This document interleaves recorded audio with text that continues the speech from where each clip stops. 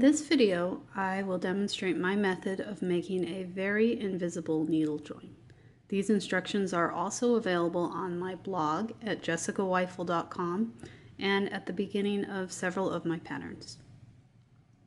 I will be using US crochet terms throughout the video, and I will demonstrate the technique with a single crochet, double crochet, and half double crochet stitch.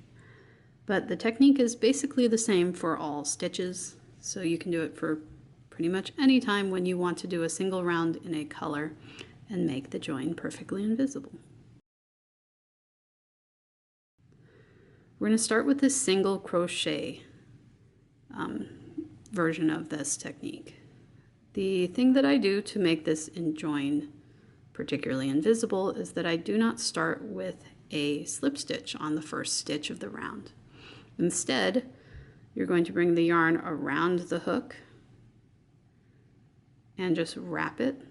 This means that later we will be able to remove the top loop of the stitch and take it off so that we can replace it with the ending, the yarn at the end, making a seamless pattern.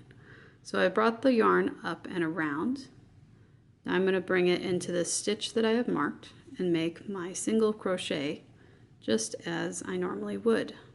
Sometimes it takes a little practice to get used to going through that first loop on your hook without a slip stitch, but once you get the hang of it, it's pretty simple.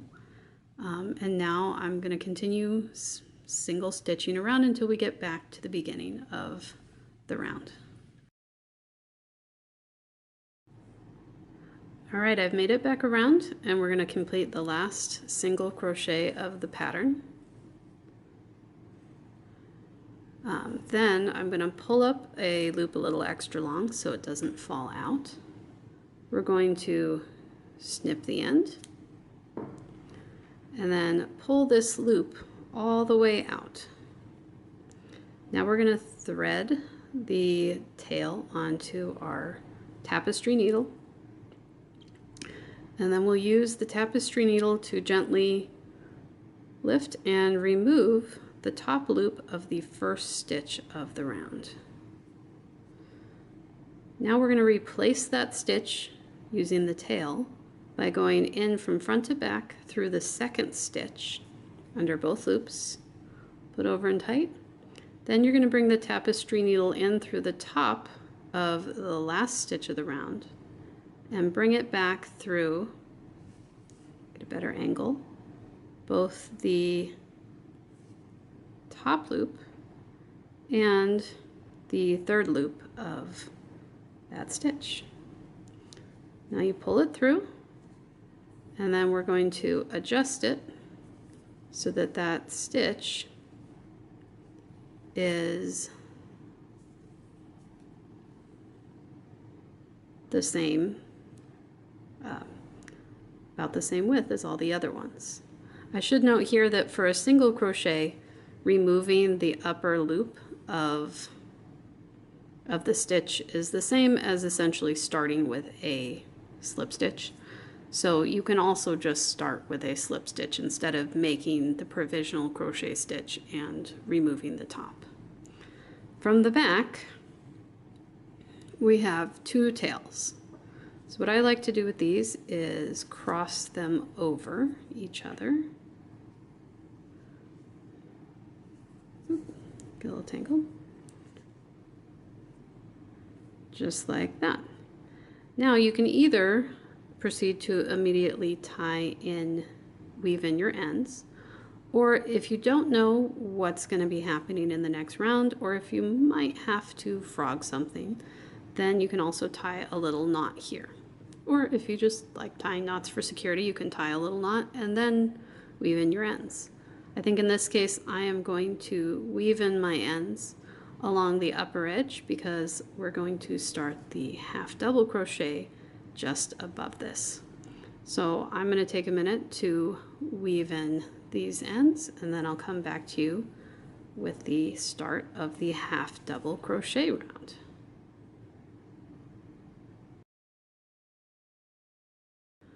Alright, now I have the ends. They're actually just woven up along the back bump of these single crochet stitches so that I can essentially crochet over them to weave in the ends.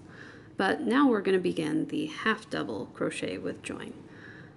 So just like with a single crochet with join, we're going to bring the yarn, get some focus on there. We're going to bring the yarn around the crochet hook instead of using the slip knot. And then we're going to make a normal half double crochet. I'm going to perform it or start it in the same mark stitch that I did with the single join. A single crochet, that way we know which ones we have started in on every round. It'll be the same one. I normally actually space these around whenever possible or start opposite sides so that the ends are all scattered throughout, but for demonstration purposes they're going to be on the same side and the same stitch. All right, with the half double crochet, it's just like the single crochet. I do find it a slightly bit trickier to get it through that untied loop on the hook because of the nature of a half double crochet stitch. But again, finesse it a little bit. Once you get used to it, it's not too hard.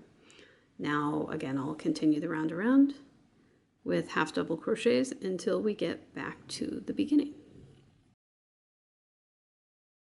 All right, I have almost finished the round. I'm going to complete the last half double crochet right here. Excuse the focus, please.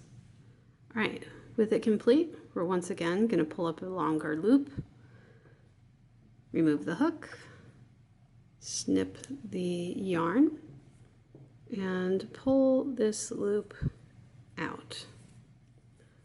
Then we will put it on the tapestry needle and use that tapestry needle to carefully remove the top loop of the first stitch. This one's a little stiffer. All right. With that loop out of the way, we're going to replace it once again by taking our tapestry needle and placing it through the second stitch of the round, front to back, and pulling through. Then we put the tapestry needle through the last stitch of the round, through the top and out through both the top loop, the third loop, and that extra loop that you get with a half double crochet at the bottom.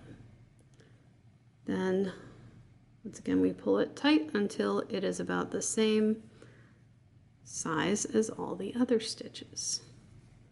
Once you have that tight, we can flip to the back. I've gone ahead and marked our same starting stitch in the back. And once again, we're going to just cross these over. I'm going to switch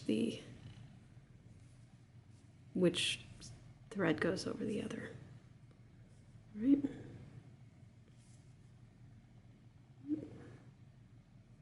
All right, now it's crossed over in the back. Now from here you can also see the original single crochet join is right here is where you can see the crossover. But other than that, it's very hard to see where this stitch starts or ends and is joined.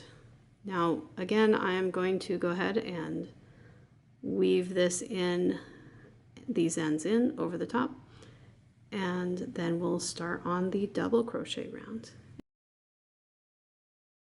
All right, I have woven those ends along the top so that I can just crochet over them, and now I'm going to do the double crochet version of the invisible needle join. So once again, we're going to start the first stitch of the round by bringing the yarn up and around the hook without making a slip stitch knot. Then we'll make a standing double crochet just like normal in that first stitch of the round.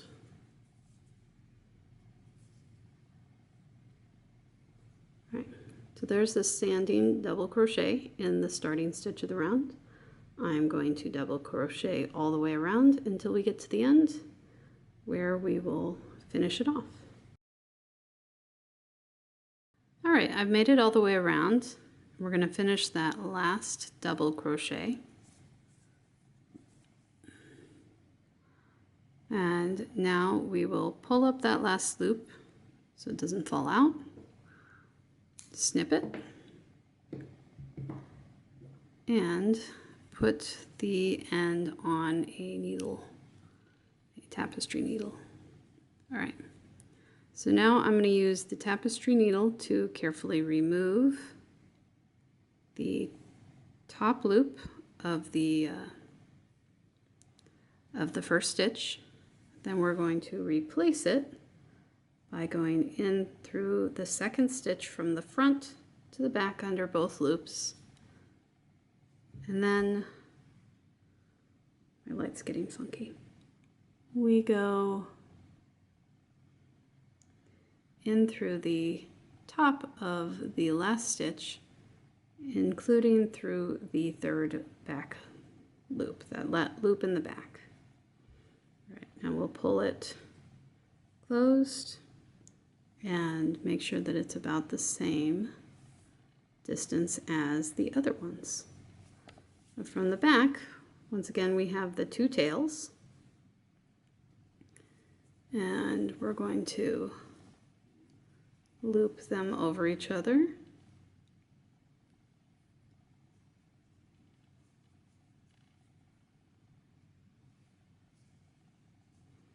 All right. Now again, you can either choose to weave in the ends of that right now, or you can go ahead and just tie a knot on it for later. I think for this one I'm going to tie a little knot on it because I'm not sure what I'm going to do with this particular sample piece yet. And there you go.